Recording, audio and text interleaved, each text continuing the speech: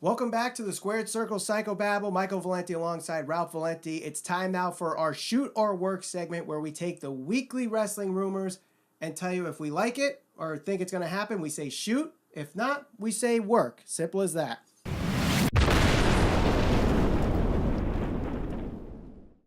Shoot or work. We will see Pentagon, Rey Fenix, and Bandito in WWE. This year, or what are we talking about for timetable-wise? So definitely before not 2020? This year. We'll say before 2020. All three, I'm going to say work. I don't see it happening for all the reasons you just said, and for the simple fact that they've got more than enough guys in NXT that they probably want to bring up. Well, by 2020, you mean a lot of those guys could be elevated to the main roster. Sure, but then you still have all the guys that are currently in the WWE, the top roster spots. So where do they fit in? I maybe one of those guys of that list there. Who would you say is the most well known? Pentagon Jr. Maybe. So maybe I could see the WWE having interest in him, but the other two, I don't know if they're well known enough for the WWE to really go out of their way to obtain them. Well, if you get Pentagon, you're probably going to get Rey Fenix because they're brothers.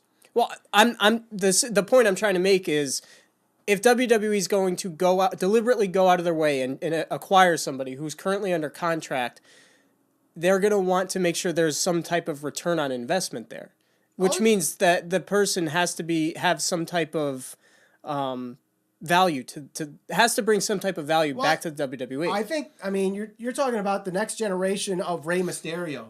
If you think about it, but we've seen this story played a million times. I saw this with Sin Cara 4 years ago. But Pentagon Jr. and Rey Fenix are much better wrestlers than Sin Cara.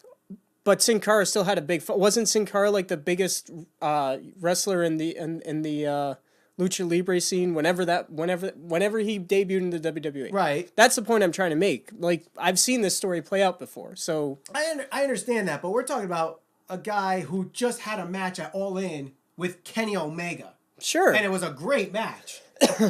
Think about the matches that Pentagon Jr. can have with the current WWE roster. Mm-hmm. Wouldn't you love to see a Pentagon Jr. versus AJ Styles match? But I don't see it happening. And here's the thing. Let's take Rey Mysterio out. Who's the last successful, let's say, Lucha Libre who's had a legitimate run that you can name off the top of your head? In WWE? Yeah. That's hard to say because there's so few of them, because they don't use them right. But the luchas don't translate from Mexico or wherever they are to WWE because, one, Vince never really used luchas except in Royal Rumbles until Rey Mysterio. That's my point. But the times have changed now. People are more invested in lucha-style wrestling. You are seeing... I disagree. You see a faction in 205 Live that are nothing but luchas. I don't disagree with that. I disagree with your point because when WWE was competing with WCW, and I keep going back to this WCW Monday Night War, one of the things that WCW focused so much on was Lucha Libre wrestling. They were the ones that really brought the cruiserweights, right?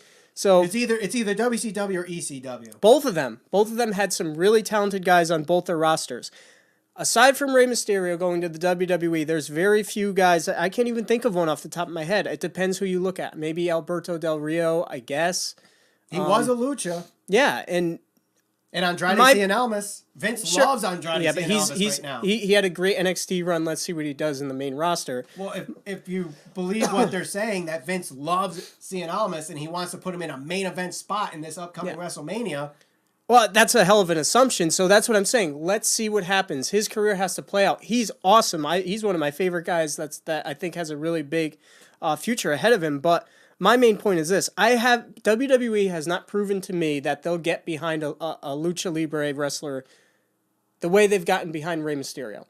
Pentagon Jr., okay, maybe. But if you're going to try and sell me that, okay, they're going to bring these three guys in, they're going to be top guys, I'm not buying that. Not yet. The WWE hasn't proven to me that they're going to do anything of that sort. Well, I will say this.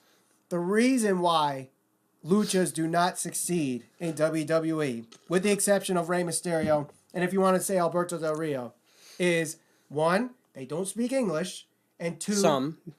Two, they're masked.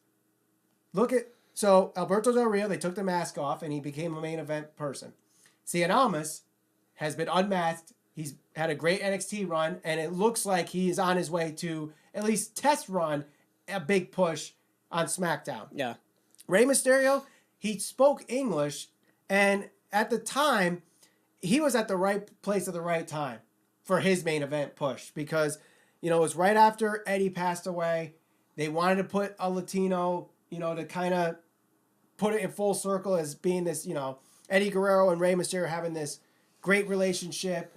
And wouldn't it be great if Rey won the Royal Rumble and won at WrestleMania and had a title run? And, it was just like good timing for him. And outside of WWE, he is one of the most well-recognized wrestlers, despite being masked the entire time. Yeah. So I think Pentagon, because of his lack of English, he would need a talk piece. Maybe he forms a faction with Almas, and Vega goes with them. Mm-hmm. Maybe Rey Mysterio forms that faction that rumor has that he wants to do. There's your faction right there. Pentagon, Rey Fenix, Bandito, Rey Mysterio. They've all wrestled together before. All in. You had Bandito, Rey Fenix, and Mysterio against the Young Bucks. Right. And so I think this can happen before 2020. So, and the other thing too, it all depends on Lucha Underground, if that stuff even airs. So I think it's definitely a shoot there. Where does Mankind versus The Undertaker rank among the best Hell in a Cell matches? Watch the video on the screen now to see what we think. And of course, click that logo to subscribe, hit the bell for notifications, and follow us all over social media. We're on Facebook, Instagram, and Twitter at SCPB Podcast.